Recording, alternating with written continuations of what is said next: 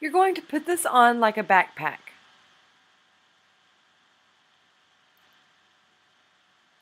You lift and tuck the knees in, go upside down, straddle the legs. Make sure you point the feet, extend through the legs. If you feel safe, you can extend the arms down below the head. And then you can spin just a little bit. This is a good position to begin to get comfortable with spinning.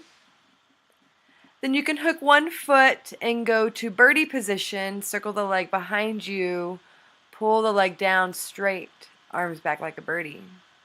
Grab the foot, bend the knee, arm in front of you.